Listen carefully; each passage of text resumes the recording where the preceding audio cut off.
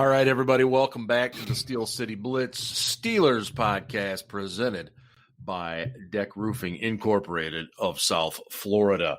And our Pittsburgh Steelers have come off a very impromptu bye week. If you listen to the comments of Ben Roethlisberger and Vance McDonald the last couple of days, they weren't real thrilled. And that echoes most of Steeler Nation. We weren't real thrilled either. And, the last time we did the show here, we kind of just said, hey, this is a pandemic. These things happen. But some things have occurred since last we chatted. And we've now noticed that the Titans were holding quite a few little get-together sessions, which clearly violated this entire thing going on. And we will discuss that. Plus, look ahead to the matchup with the cross-state rival Eagles. And that comes in on Sunday. And joining me are Ben and Ian. And based on what I saw in a recent survey, people don't want to hear any small talk from you jerks. So we're just going to get right to it. Anyway, you know what I'm referencing, I think, Ian. Yeah, anyway. All right. So, guys, what do you do? Ben, I'll start with you. What do you do? You're Roger Goodell. You are in. Look, you're at the mercy of the owners, but you still run the league, so to speak. What do you do about the Titans, who clearly have violated some pretty important rules here? So, well, I think. Well, let me go with Ben first. Okay. Go ahead, Ben. Obviously, some things have come to light since the last time we discussed this. Right. I was all, hey, it's nobody's fault. This happens. It's a virus. You can't get around it. If somebody catches it, the whole team can be infected. Blah, blah, blah. Yeah, okay. These guys were completely irresponsible. They were a bunch of friggin' knuckleheads, as Vance McDonald put it today. We all knew what we were supposed to do from day zero. Mm-hmm. Screw those guys, basically. I mean, I didn't say screw those guys, but that was the gist. Yeah, that was it. He basically was saying they should throw the book at him. What's not going to happen is what the Steelers want. They're not going to forfeit games, okay, guys? They're not, and they deserve to. I agree with that in principle. They deserve to forfeit at least 2 games. The game to the Steelers and this game to the Bills coming up, I think. But the NFL is in business to make money. Yeah. They are going to try and field a 16-game season for all 32 teams, and it's about revenue. If they fail to put a game on TV, they're going to have to return that money back. The gates are obviously a lesser consideration right now, but they're going to have to return the TV money back, and whatever sponsorship, advertising, whatever else they've got going on.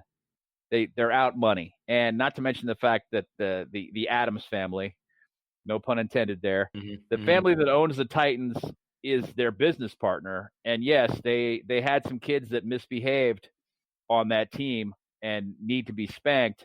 But I think they're not going to do what the Steelers fans want them to do, which is forfeit a bunch of games or forfeit a couple of games. Yeah. I think what you do is you suspend players. I think you absolutely suspend players. You don't just fine them. You suspend them, and you take away draft picks and multiple picks. I mean, honestly, today I was mad, but it really occurs to me they need to lose at least a first round pick, maybe like a first and a third, maybe first, second, third. Wow. They need to be hurt badly. They do. I agree. Badly. This needs to be a punch that the whole league feels, so that everybody takes this seriously going forward. So, Ian, you brought up an interesting point just in chatting and on social media as well, that let's just to say that 1 or 2 of these games and cripe, who knows about future games, but let's say they end up as forfeits, which is a loss. It kind of almost benefits them in the sense of the draft. So how do you punish them and still keep it a punishment and not, have a backdoor reward by raising their draft prospects? Right. So just to clarify, because Yeah. there were a few people on social media that didn't quite understand this, Mm-hmm. let's say that Tennessee, just for argument's sake, has to forfeit 3 games because they aren't able to get them rescheduled, Right. and they finish the year at 7-9, which is a below 500 record, and they miss the playoffs. But of those 9 losses, 3 of them were forfeits. So in games they actually played, they were 7-6, which would be an above 500 record in games actually played. Is it fair for them to have a draft pick ahead of teams that finished 8-8 that were perfectly 500? So should they essentially pick before or after the 500 teams? Because in games they actually played, they were above 500. But if you add in the games they forfeited because they were knuckleheads, they'd pick sooner in the draft. So you're right. It is kind of a backdoor reward. I think the fairest thing to do is to organize the entire draft by win percentage in games played. That way, it's not just Tennessee, but if an Oakland or a New England or a whoever comes next, because there's been a handful of teams so far that have had spot cases, and it's possible that other teams will have it too. Like we talked about last week. I mean, Tennessee was stupid, and that's why they had an outbreak. But 1 or 2 cases here or there, it's still a virus. It still can kind of happen randomly to people. So, it's one of those things where other teams may have a player or 2 miss or something small happen. So if you have to lose games, I think the financial thing is definitely in there, that the team needs a hefty fine. And part of that is the NFL has to recoup some of their money that they have to pay back to the TV stations for the games that aren't aired, especially if they lose a primetime game. If they lose a primetime game, they're in some serious trouble. True. Right now, they've kind of, I'll say, gotten lucky that the potentially postponed games were 1 p.m. games, and actually they got to shuffle a few afternoon games into primetime slots that like moving the New England Kansas City game last week into a primetime matchup certainly didn't hurt their TV revenue prospects. Yeah, and just real quick, years past when those types of things have happened, and I know this happened with the Lions, I can recall once or twice because of problems with their stadium after snowstorms or something.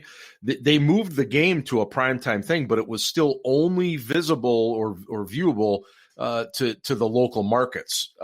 It wasn't available like that Kansas City New England game was to everybody. Now, maybe that's because that was going to be the highlight game. It was, on Sunday afternoon. CBS had the guaranteed nationwide 4 o'clock game, so they kept the essentially guaranteed nationwide broadcast. But makes sense. If there's games on, I mean, there's going to be ways that people can watch them. So it's not going to it's not going to hurt TV revenue if you shuffle more games into primetime. But especially if they lose a primetime game, that's going to be a serious example. So yes, Tennessee definitely needs to be made an example of. I don't disagree with anything Ben said, but I also want to add that there needs to be the financial penalty for the organization. They should probably lose draft picks just as it is, but league-wide, they also need to organize the draft based on games played, not overall record, if they start instituting forfeits for any team, not just Tennessee, but for anybody. Yeah, I mean, the amount of money that they're going to fine the organization will probably be like $250,000. I mean, honestly, for an NFL owner, that's tip money. Yeah. It doesn't matter. That's why what I want to see is not a monetary discipline. What I want to see is that the organization lose something that hurts them long term, which is why I'm advocating draft picks and multiple draft picks. They screwed the pooch here. They did. There's no way around that. So the latest and greatest on this is that the Bills road game against the Titans has been rescheduled for Tuesday at 6 p.m. Eastern. And if the Titans have any more tests that are positive and come back, the game is scrapped. There'll be no game. Yeah. The game will be scrapped. There is no game.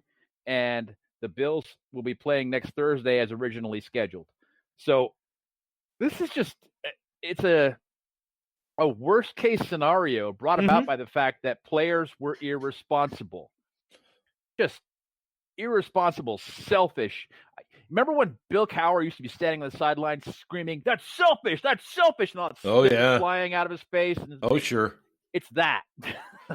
Well, you brought up the part about suspending players. I mean, some of the photos that I saw, there was a decent amount of players at those fields they were on. It's not like you can call up the farm team. So I'm curious how they would do that. And you could even suspend them this week and say you're suspended. And basically what it amounts to is you're not getting paid. Yeah. You ain't getting paid this week. It's going to be interesting. And it, like we said, it took a really interesting turn after our show when we started to find out that this wasn't just the virus being the virus. This was guys blatantly disobeying rules. Suspensions do things like void guarantees in contracts. Yes. They don't just take the money away from you for this week. It's got a lasting impact. Mm-hmm. I believe that players, if they knew they were facing a suspension for screwing around with these protocols, would start taking things very seriously. Yeah, I think so too, and maybe Tennessee's gonna ultimately be the litmus test, I guess, if you will. Yeah, the sacrificial lambs. Yeah, it's certainly looking that way, and I hate that we had to miss the game next week, and I know a lot of fans are screaming that give us the forfeit and our buyback, and that ain't gonna happen. I don't think so, but you could definitely sense from the comments of Ben and Vance McDonald and a few others that they were less than pleased by it. And I think what we as fans have to remember is, as much as we love the game, this is a job for these guys, and they also look forward to time off, just like you and I do from our jobs. Eric Ebron was pretty outspoken about it. He talked about the fact that he had a birthday party planned for his son, I think, during that bye weekend, and that's not a bye anymore. So these guys do get upset about that stuff, and clearly we saw that. So let's move forward, guys, and talk a little bit about the Philadelphia Eagles coming in here. The Steelers find themselves obviously still 3-0. Baltimore moved to 3-1 with their win over the Washington football team, and the Bengals got their first win of the year over Jacksonville. So, and the Browns also got in a shootout with Dallas and eventually walked away from that one with an 11-point win. So, it's an important game for the Steelers. They nearly blew a 28-point fourth quarter lead, though. Let's not cut corners here. I was really hoping. That's a really bad Dallas defense. Awful. I fully admit I did not see that coming. I thought they would struggle, especially with a couple of the injuries they've had. But, man, is that a bad defense at Dallas. They are terrible. Yeah. But so the Eagles come in fresh off their win. It's their first of the season. And congratulations, Philadelphia Eagles. You are in first place in the NFC East with a record of 1-2-1. Which that'll get you last place in the AFC North right now, which is where the Bengals are. So this is going to be an interesting game. Ben, what are you looking for? Just your overall preview here before we get into the specifics. Well, I don't want to steal any of Ian's thunder here, but the D line for the Eagles is good. Yeah, it is. And they rotate 7 or 8 guys in and out of there and keep them fresh. Mm-hmm. And Jim Schwartz doesn't believe in not being aggressive. So even when you run draws and screens and gouge them for yards because their linebackers suck and their corners aren't much better, they still just keep coming. They're aggressive. Yeah. And I mean, they're averaging 4 sacks a game right now. So they're not a bad team in that regard. I expect the short passing game to work pretty well with these guys because, as I mentioned, their linebackers suck and their corners aren't great. I don't expect Ben to hold on to the ball a whole lot. At least I hope he doesn't. I think that they can be exploited in the run game. the defense is just not good. Carson Wentz, especially when he's moving off his spot, is not good. Mm-hmm. They have pretty good receivers. They have a decent running game, The but their receivers offensive, are all hurt though. yeah, Yep. and their offensive line is all hurt. Yeah, 3 guys out. Yeah, out. And I mean, it's just, they have no tackles right now. So, on paper, this should be a pretty easy game, but Ian's about to tell you why we probably shouldn't sleep on these guys. No, and Ian, you did a couple of pieces for SteelCityBlitz.com, obviously, focusing in on the Eagles, and so let's start with the Steelers on defense. What do the Steelers need to do against the Eagles defense, against the Eagles offense, which, as you mentioned, banged up offensive line, banged up with receivers? What's the game plan here if you're Keith Butler? Well, the game plan is pretty much to keep doing what they've been doing, which is aggressively rush the passer and get them on the ground when they get there. I feel like a broken record every week on the podcast saying the same thing. But, we face Daniel Jones, who isn't, he's not Michael Vick back there, but Daniel Jones has some elusiveness, and they did a great job getting him on the ground when they got to him. And not only getting him on the ground, but just the number of quarterback hits we have this year is just off the charts. The amount of pressure we're getting is insane. And then Deshaun Watson, who they used a little bit of a different scheme against Watson, that they were rushing 4 and keeping usually Devin Bush in the middle as a spy to kind of prevent the scrambles. But then they switched up a little bit in the second half because Watson really wasn't scrambling for yards, especially up the middle like he can do. He was trying to get out to the sides to throw the ball down the field. And, they made an adjustment. We saw it happen on Mike Hilton's interception, which I did a breakdown of as well. Hilton made a fantastic play on that. And then definitely this week we get Carson Wentz, who kind of like Daniel Jones is not really a scrambler, but has some foot quickness, some ability to get out of tackles, and that he's not good moving off his spot, but he can also extend the play and asking corners to try and defend for longer than a handful of seconds against anyone in the NFL, regardless of how beat up their receivers are, just isn't really a great proposition. So he made a couple plays last week in their victory over San Francisco where it looked like the 49ers had him pretty much dead to rights, and he was able to get out of it and make a throw down the field. Now, granted, San Francisco had about as many injuries in their secondary as Philadelphia had at their wide receiving group. So it was kind of like they got guys off a playground to go out and play corner and wide receiver for both teams. But that being said, Wentz is capable of making plays on the run. He hasn't been good at it recently, or really since his back injury a few years ago. But nevertheless, he's capable of doing it. So they got to get him on the ground when they get there. I have no doubt we will get a ton of pressure in this game. Both defensive lines really are going to control this game and kind of have their way with the opposing offense. The other thing to watch out for is Miles Sanders, local kid, went to Woodland Hills High School and Penn State, that is a really good all-around running back. He's got some good moves as just a pure running back. He's also a pretty good receiver out of the backfield. He's developed into a decent blocker. So got to watch out for Sanders as well. Probably a similar game plan to what we saw against the Giants and even against Denver somewhat, that, stop the run and make the quarterback beat you with his arm and trust your pass rush. So that's what we're looking for when we're on the defensive side of the ball, is make Wentz throw the ball and then pick it off, because we will get chances at interceptions in this game. Yeah, and Ben, before I throw it to you, I'm just kind of perusing. The last time these two hooked up, it was real bad. The Steelers got beat 34-3 in Philadelphia. Wentz was 300 yards, 23 of 31, 2 TDs, and oddly enough, the leading rusher that day was Wendell Smallwood, 79 yards and a touchdown.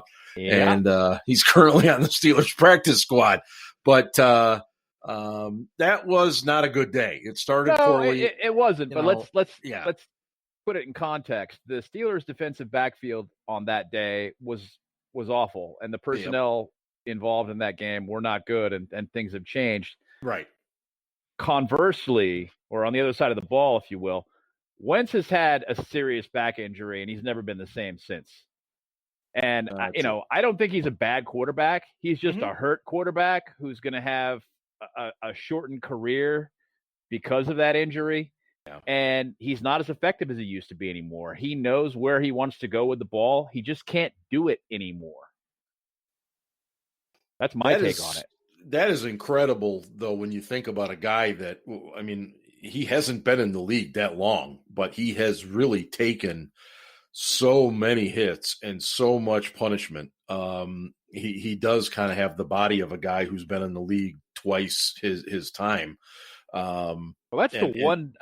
Other than obviously, getting your arm hurt when you're a quarterback. The one thing you don't want is a back injury, because so much of your core is involved in throwing the ball.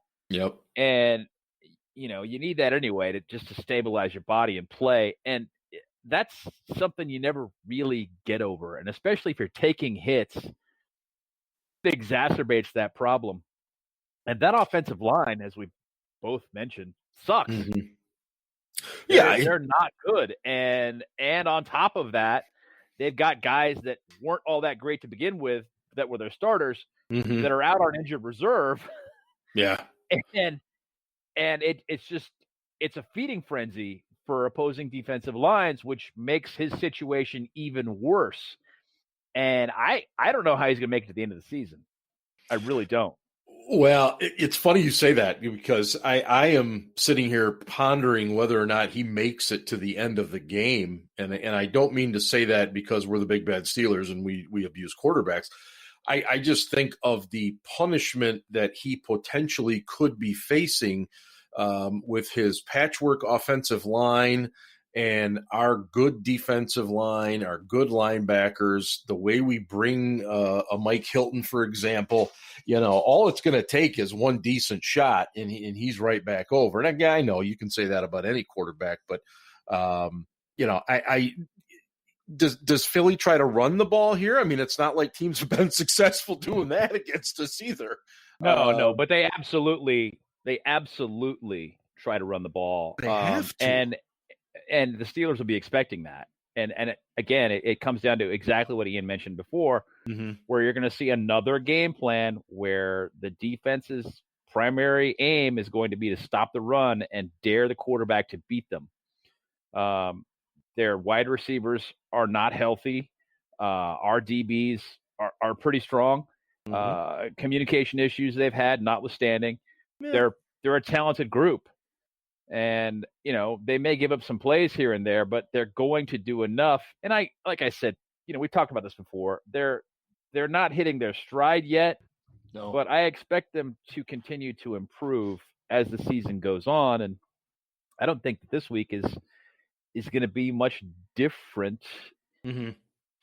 Well, except that I expect that communication to improve a little bit, especially given the fact that things were set aside. They had a bonus day this week. They sat down. They did a little extra game planning, probably watched some extra film. They had more time to prepare for this opponent than they ordinarily would have. And probably to do some self-scouting as well, which is always helpful. Absolutely. Something that probably a lot of fans don't understand that teams do. But before we flip to the other side of the ball, let me remind you, you're listening to the Steel City Blitz Steelers podcast, presented by Deck Roofing Incorporated, serving Broward and the Southern Palm Beach counties. Whether it's commercial, residential, multifamily, or condos, contact Deck Roofing today at deckroofing.com. All right, Ian, we flip over to the other side of the ball here. The Pittsburgh Steelers are on offense. The Philadelphia Eagles are on defense. You seem to like the matchups of our tight ends. Explain. I love that matchup, but I'll explain that first. Then I'll talk about the good first, and then the bad. I like Ebron, but yes. So so far this season, the Eagles defense has given up about 20% of the targets to tight ends, which is about normal league-wide. About 20% of the targets going to tight ends. 28% of the yards they've given up have gone to tight ends. Still not, still relatively in line, but that's considering that they faced Washington, who Thomas is not great at tight end. He's a converted quarterback, I think, isn't he? Yeah, he was a quarterback. Yep. Yeah, and then Cincinnati, who has absolutely no tight ends, and the Rams, who Tyler Higbee scored 3 touchdowns but only had like 37 yards because all his touchdowns were just a couple yards out. Yep. But then last week they faced George Kittle, who granted is one of the best in the league, but he had 15 catches on 15 targets for like 175 yards. Yeah, more than half of San Francisco's passing offense. That sounds pretty good. Came from Kittle. It was ridiculous. What does this mean? The Eagles have given up 7 passing touchdowns this year, and 5 of those 7 have been to tight ends. So teams are definitely exploiting them, especially in the red zone, for their inability to cover tight ends. Part of this is because, as Ben mentioned, their linebackers suck. They are just dreadful. I have a piece coming out probably Friday that's going to break down all 5 of the touchdowns they gave up to tight ends, and pretty much on every one of them, the inside linebackers are either too slow or just standing around watching the ball, or are just way out of position. And the Eagles are susceptible to over pursuing to the extent of the first touchdown they gave up to Logan Thomas. The Washington football team ran a pre-snap motion with just a wide receiver, coming across like the jet sweep action kind of deal, leaving only Thomas on the one side of the field. The running back leaked out to that same side. There was only one defensive back over there because the defensive back that was on the wide receiver came in motion with him. The one defensive back decided he was going to cover the running back out of the backfield and leave Thomas literally half of the field wide open. There was no one. Thomas caught the touchdown pass on the W in the word Washington. The closest defender was on like the I in the word Washington. so they just complete defensive breakdown. They are dreadful at covering tight ends. Kittle exposed them all over the field. They'd been exposed in the red zone before. They have a ton of injuries to their cornerbacks. So Jalen Mills, who's actually a safety, has been playing corner for them, and their linebackers suck. So we can definitely exploit them throwing to the tight ends. We have 2 that are good. We saw Ebron expand his role a bit in the last game. I would think that would continue in this one.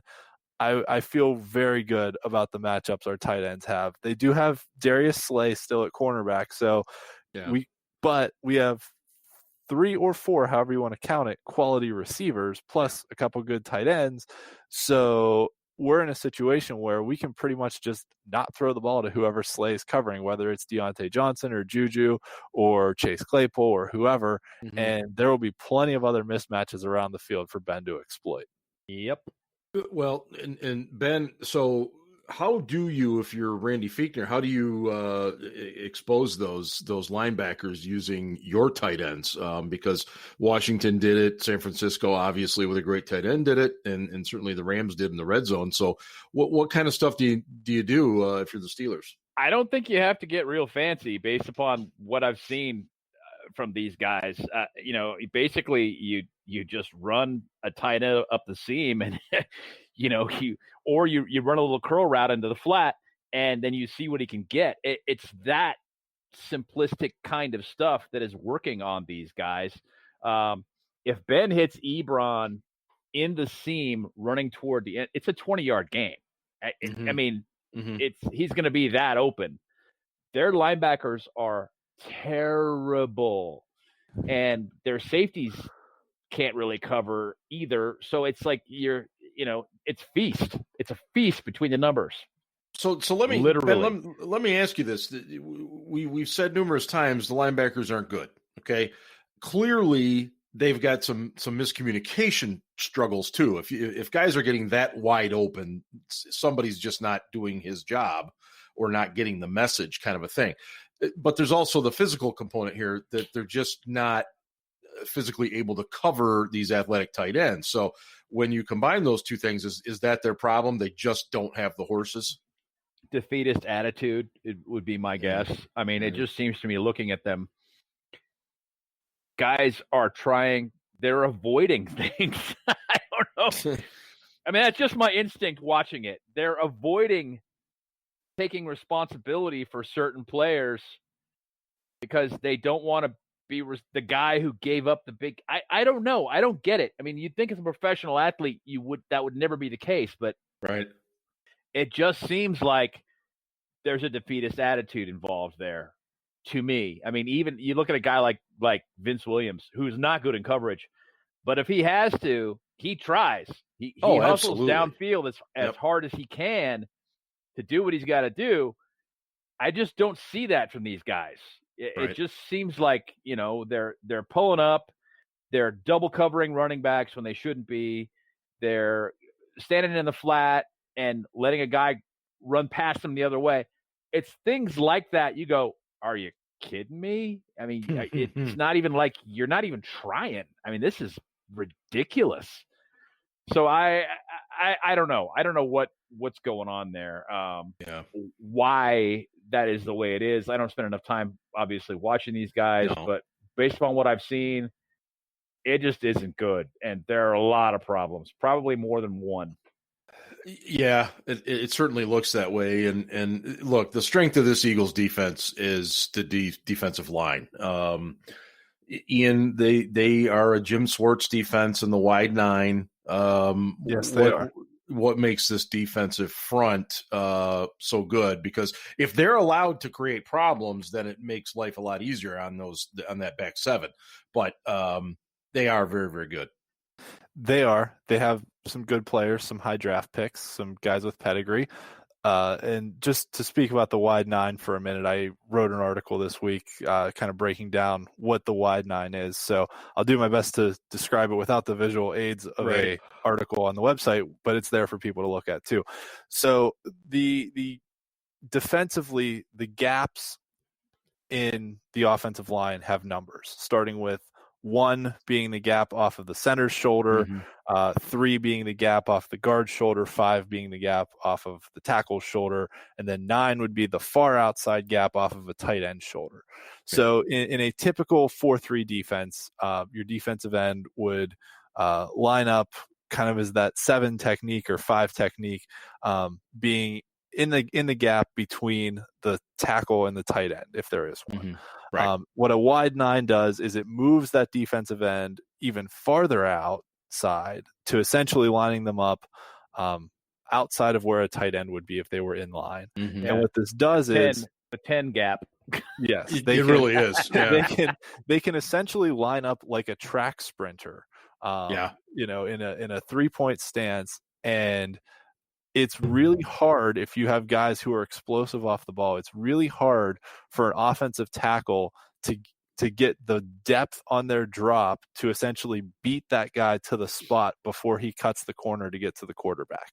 So for guys that are explosive and can get off the ball quickly, they can essentially cut down the angle and have a shorter line to get to the quarterback because the tackle can't get back there quick enough to block them. And the Steelers for years have struggled against teams that run a wide 9.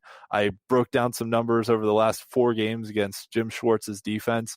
So what these numbers mean are the 4 games against Schwartz, I took those games and then the other 15 games in those seasons that the Steelers played. So kind of an apples to apples comparison of how those teams were.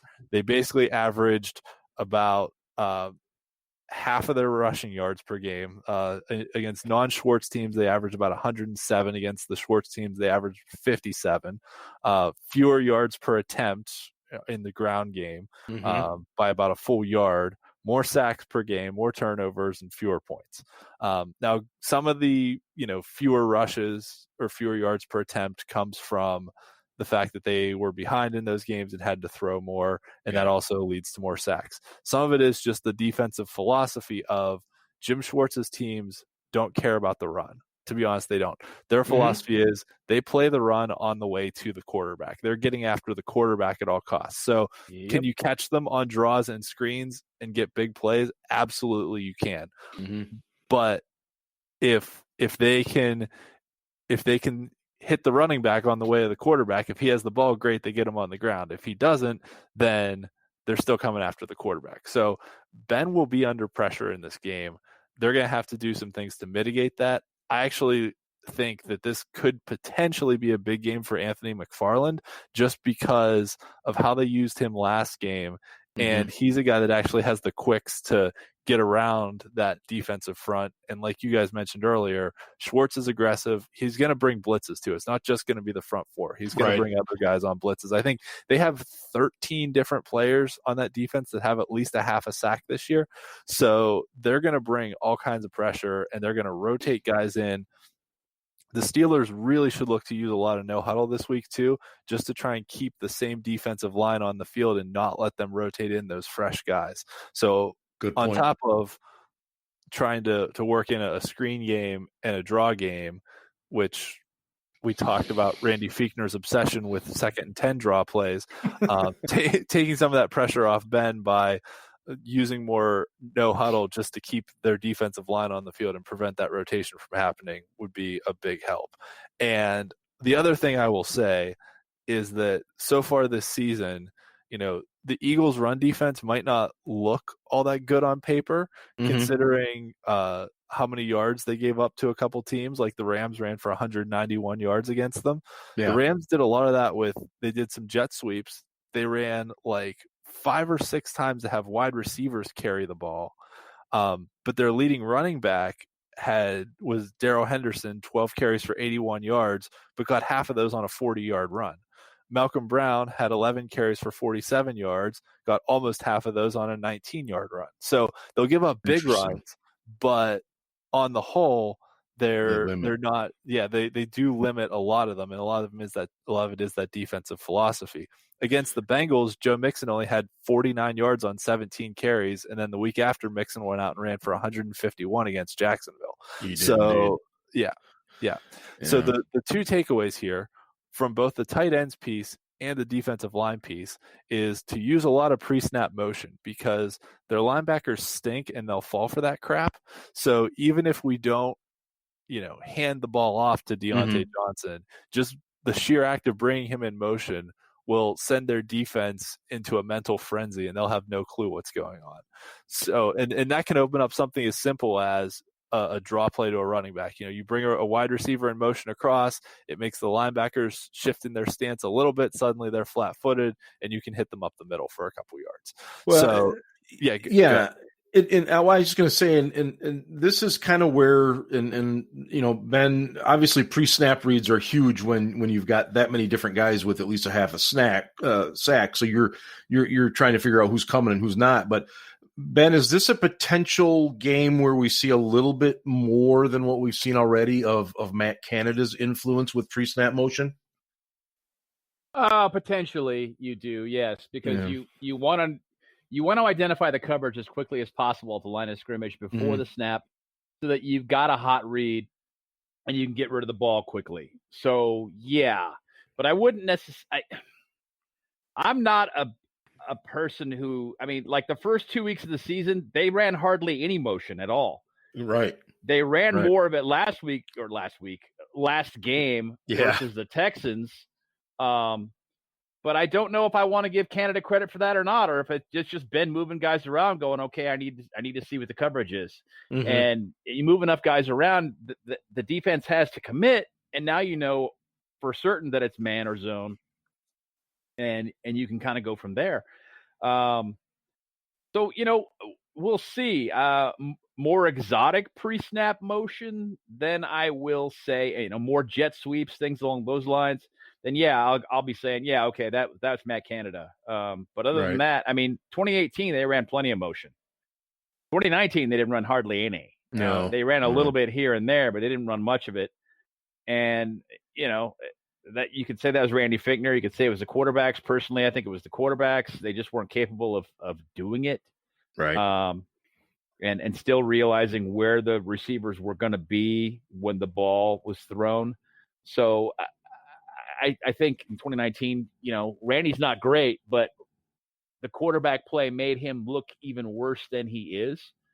So we'll see. I'm not a guy who's buying into Matt Canada has a great influence on this offense yet. I'm just not seeing it yet. I know that's a popular take. It is. Matt Canada denies it. Ben has mentioned it a couple of times, but Ben says a lot of things, and yes, he does, and they don't come to fruition all the time. So I halfway wonder if Ben isn't just as big a liar as Kevin Colbert is when he's talking to the media and trying to feed them BS. And Finkner, who the hell knows what he says? Half the time it doesn't make any sense. So more motion definitely because of the hot reads, but I don't necessarily know if it's going to be the Matt Canada type motion you saw when he was the Pitt OC. Yeah. Kind of on a little bit separate issue here.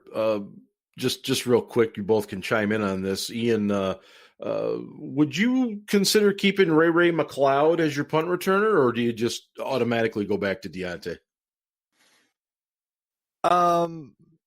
They're fairly similar, I think. I think you go back to Deontay if he's healthy and everything. But I don't think there's a big drop off from Deontay to McLeod.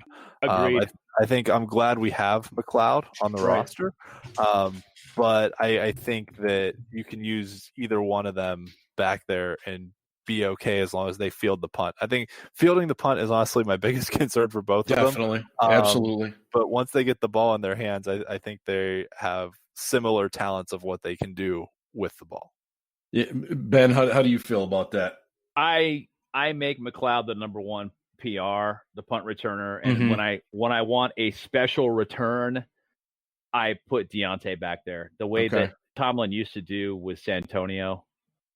Yes. Yes. When I want a special return, when I want to change a pace, I change things up and I put a different returner back there. But I think McLeod is close to breaking one on a return at some point, and if that happens, his confidence is going to go through the roof, and that's the guy I want to see.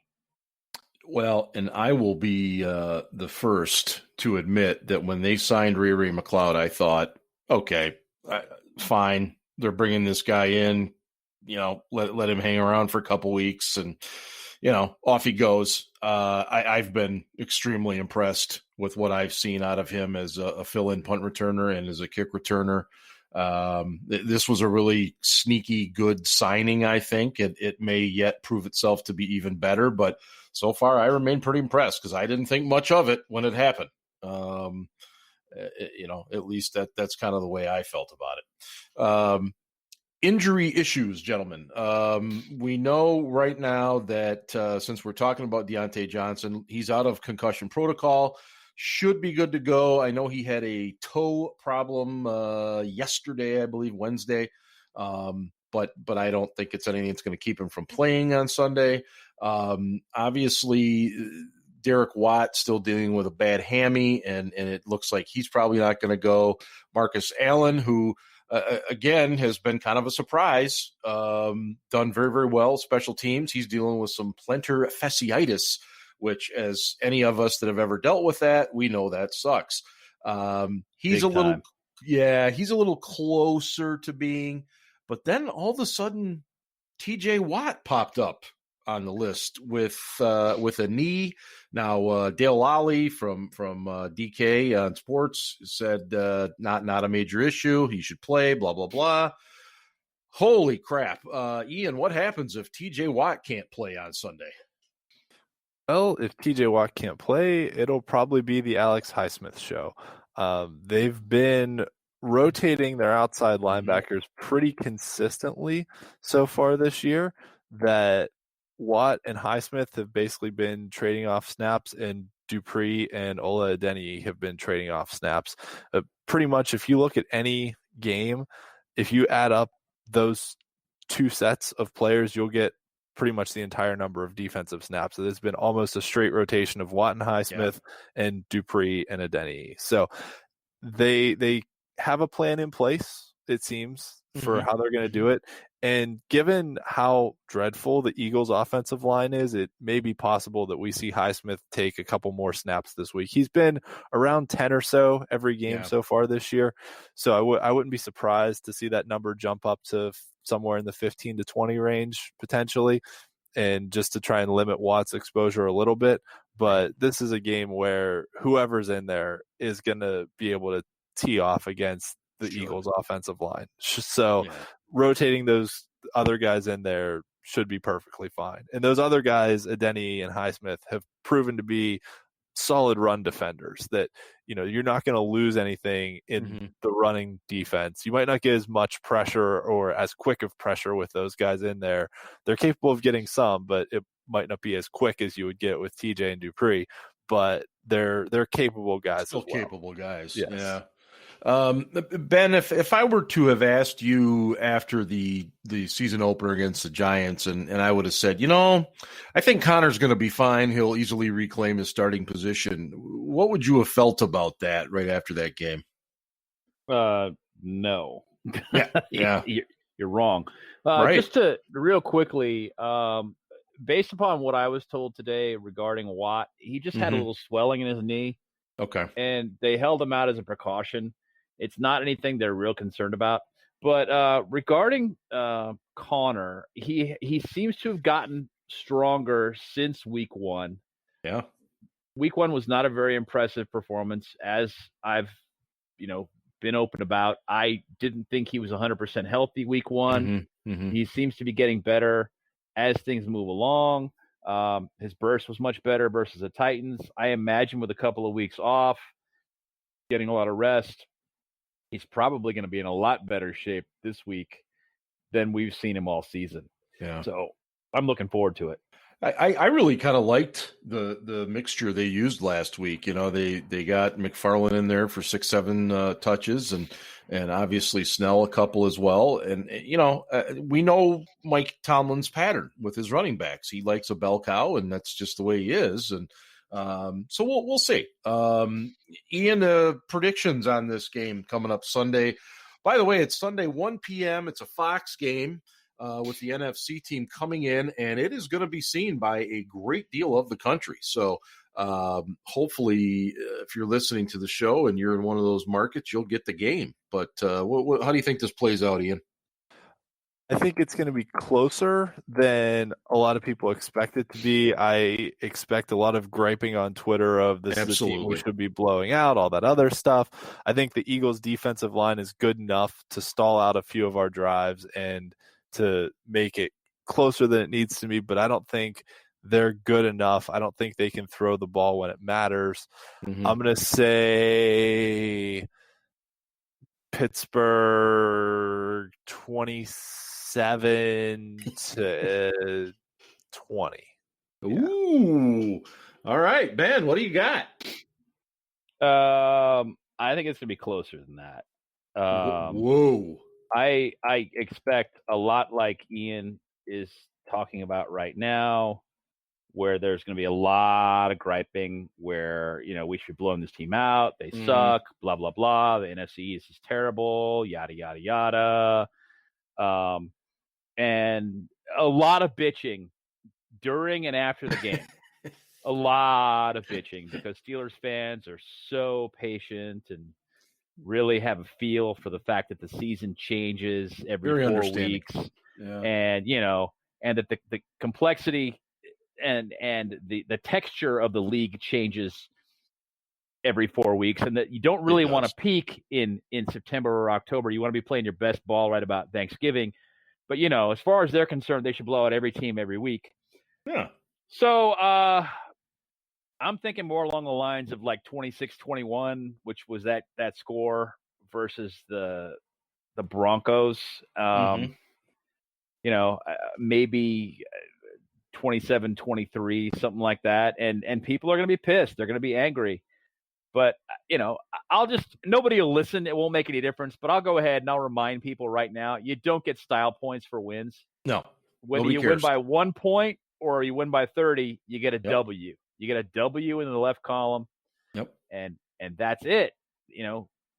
Or you get an L in the right column because you lost by 1 point. It doesn't make any difference. If you score more points, you win. The end. We move on. And we can discuss all the nuances of what they could have done better or done worse, after the fact. But at the end of the day, it's about winning. That's it. You win or you lose. And almost winning is known as losing. Almost losing is known as winning. Still known as winning, baby. Yes, that's right. And almost being late is known as being on time.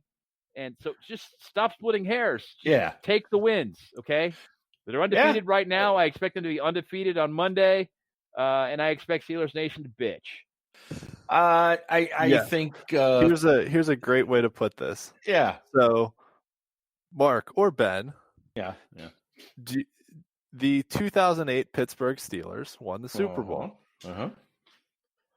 In Week 5, they played the Jacksonville Jaguars, who finished that season 5-11 and were a dreadful team. Do you remember how many points we won that game by? Oh, boy. No, because it doesn't matter. It doesn't matter. We won the game. The answer is it doesn't matter how many points we won by. It was 5 is the answer. But it doesn't matter if we beat them by 5 or if we beat them by 30. We were 12-4 that year and needed all 12 of those wins to get the bye in the first round. And actually, we lost to Tennessee that year to that Jim Schwartz defense. That's right. In that game, they were the number 1 seed, and then Baltimore went in there and concussed both of their running backs. That's right. Wendell White wiped his shoes with the terrible towel, and he got concussed, and Chris Johnson got concussed by the Ravens, and we wound up playing at home in the championship game. But the point is, when you play bad teams, even if you beat them in close games, it doesn't matter. You still beat them. Yeah. Well, it's a great point. I can't believe the Steelers are favored by 7 in this game. I got to be frank. I just don't see it. I know that the NFC East is not good, but I just don't see that much difference here, especially given the Eagles' pass rush. Ben will be under pressure. He will be under duress all day long. And that typically lends itself to a short passing game and runs and sweeps and draw plays and screens, short gains where you march down the field and you eat up clock. That does not lend itself to a lot of high scoring. It just doesn't. And that's why Schwartz runs that defense, is it limits the scoring opportunities because the quarterback can't hold the ball for a long time. So I don't see – I know that the Eagles offense is not good, but they're not that bad. And I know the Steelers defense is good, but they're not that good. So I just don't see a 7-point difference here. And it's going to be another one of those things where people are going to point at that and go, they were favored by 7 and they didn't cover, blah, blah, blah. Oh, Jesus Christ. You people look for a reason to bitch every week. Stop. Well, I number one, I don't think our offense has yet clicked the way I think it can. I don't think our defense has clicked yet the way I believe it can. You look at, we've scored 26, 26, and 28. So, Ian, I love the pick of 27. And that's basically where I was going. I was going to say 27, 21, somewhere right in there. The Eagles aren't going to go away. They always seem to play us hard. Granted, we don't play as often as we did many years ago, but now it's every fourth year. But a win is a win. You take it, and we got to stop worrying about the style points and stop worrying about what we're doing well and everything else. Just get the damn win and move on, and hopefully the COVID stuff is behind us. We've got, then we'll have 12 more weeks of football back to back to back and so on, and hopefully get on a roll and just go from there. But I would, if we lost, would I be upset? Yes. I don't think we should lose to this. Yeah, I don't think we should lose to this team, but I don't see this winning by 2 or 3 touchdowns that a lot of people are talking about right now, though, either. It just doesn't happen in my mind, at least not yet. Okay. All right. Guys, anything else before we wrap things up? It's been 24 games since we scored 30 points. Wow. Yeah. Is it really? The December game against the Chargers, when we decided to cover Keenan Allen with a linebacker, we lost 33-30. That was the last time we scored 30 points in a game. Actually, this past week when we scored 28 was the first time we scored more than 27 since that Saints game later that year. We didn't score more than 27 at all last year, which in retrospect, it's like, holy cow, we didn't score more than 27. But I mean, we had some dreadful quarterback play. But after the way the first 2 weeks had gone, I was fully expecting us to score the touchdown, go for 2, and miss it. So we landed on 26 again, just because we'd scored 26 the last 2 weeks. It tell you, it is nice to have a veteran quarterback back there, isn't it? It absolutely is. Ben, any final thoughts? Yeah, just to Ian's point, the last 2 games, there were scoring opportunities at the end of the game on final drives, and Ben took knees. Yeah, that's true. There were opportunities where the Steelers could have run the score up, and maybe the Gamblers wish they would have, but they didn't. Mm-hmm. My other final point is that if you live on the West Coast, you will not be seeing the Steelers and the Eagles play if you don't have DirecTV, I guess. Right. Your option is obviously the Seahawks. Fuck those people. And Miami and San Francisco. Super Bowl 16 rematch. Yeah. Oh, on the Rams. You can watch the Rams. Yeah, that too. I'm going to pass on that. Well, you West Coasters, I guess you can enjoy that then, kids. That's Get it up for early us. and go to the gym. There you go. What a life you guys have out there, let me tell you. And by the way, thank goodness our governor here in Michigan is safe. A bunch of yahoos were trying to kidnap her, and it didn't work. What the hell? What's going on with people in Michigan? No, I shouldn't even said anything. We're just filled with idiots right now. You people suck. Yeah, no argument. Anyway, hey, this has been the Steel City Blitz Steelers podcast presented by Deck Roofing Incorporated of South Florida. And as always, go Steelers. Ravens suck. Philadelphia fans suck.